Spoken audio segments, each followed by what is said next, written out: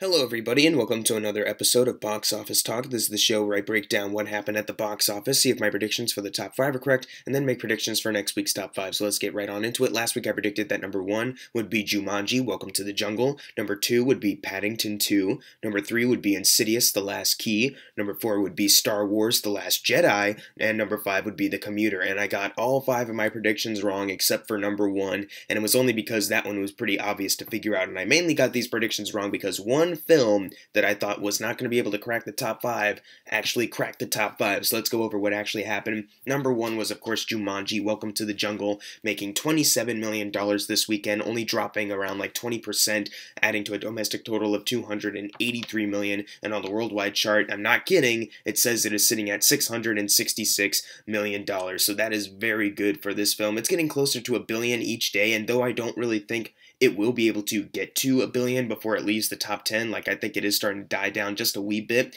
It is pretty amazing to see a Sony film actually not bomb for once or just like open really low. Like it's actually like having a really great gross right now. That could be due to Dwayne Johnson. He's got a lot of star power behind him. But then again, you think back to Baywatch and that wasn't as successful as maybe they wanted it to be. So maybe there was something to this film that attracted many people to it. Either way, it's making a ton of money. And number 2 caught me by surprise. It was The Post. I didn't think this was going to crack the top 5 at all, but it did, making $18 million, adding to a domestic total of $23 million since it's been in limited for a while. And this film is on a budget of $50 million, so technically it needs $100 million to be considered a success. But considering the Oscar buzz that it's kind of getting, depending on if it even gets nominated, I could see it possibly getting there. I'm not sure how amazing this film will do worldwide, but maybe that can help out. So far, it may not look good, but I think this movie really does have a little bit of a chance. Not a huge, great chance like Jumanji had, like with that rebound, or The Greatest Showman,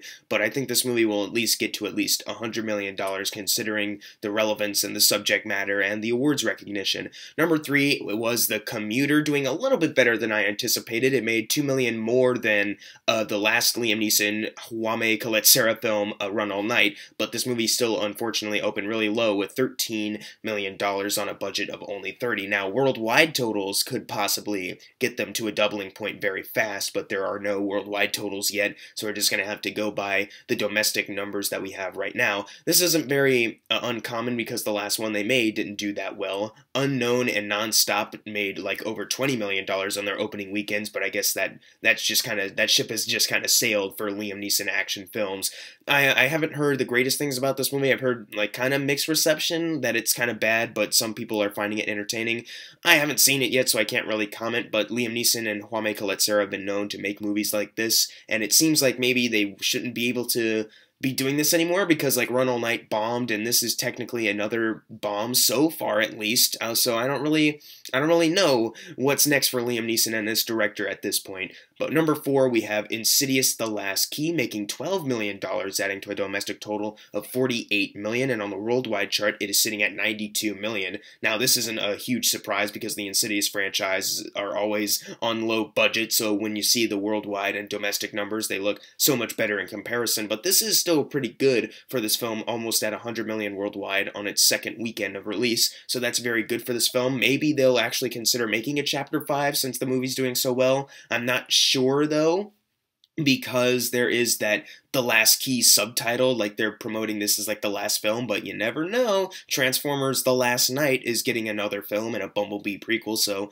you never really know. Number 5 was The Greatest Showman, making $11.8 million, adding to a domestic total of $94 million, and on the worldwide chart, it is sitting at $194. It was able to double its $84 million budget. It's about to cross the $200 million margin. That is fantastic for this film. What I at first thought was just another flop that would just get kind of lost in the shuffle. This film is actually making a huge presence in the top 5 still, and that is honestly very impressive to say the least. I didn't really have that much anticipation for this film. It looked interesting, but I never thought that this movie would do like numbers like this, so that's That's pretty impressive to me. Number 6, Star Wars The Last Jedi. Last weekend it was at number 3, and it got pushed down to number 6 this weekend, making $11.2 million, adding to a domestic total of $591 million. And on the worldwide chart, it is sitting at $1.264 billion. So this movie, obviously, like I've been saying this for a while, but this movie is just doing fantastically. No matter if you're saying like, oh, it's not as big an opening as The Force Awakens, it had such a huge drop, bigger than the Rogue One drop. Like, it doesn't really matter,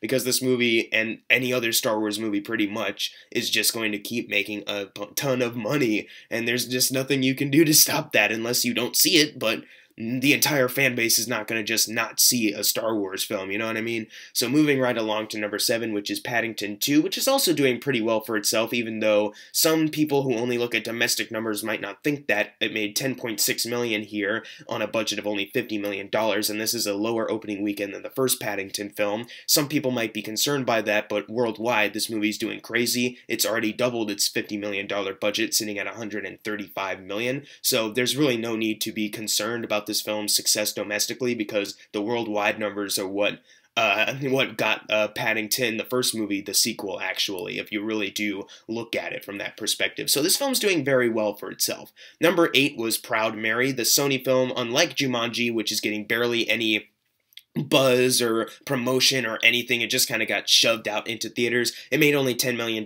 this weekend. Luckily, though, this is only on a budget of $14 million, so it has a chance of getting to the doubling point of $28 million, but considering it opened so low and it opened with that low, it might not be the hugest hit that maybe Sony would have wanted, but then again, they barely did any promotion for this anyway, so maybe that was a way to save up on their budget.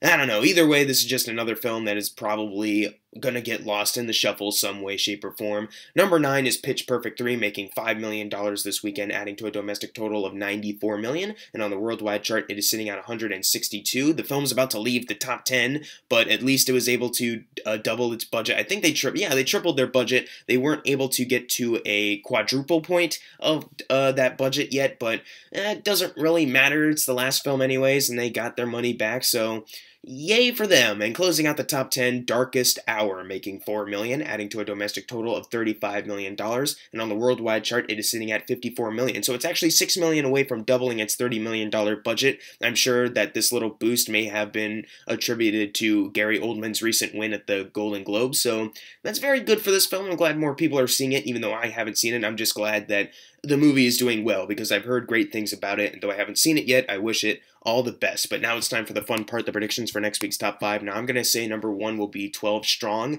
mainly because I don't think that Jumanji, which I'm going to predict for number 2, will be able to hold off for that long, plus I'm using 13 hours as kind of a comparison as far as opening weekends go.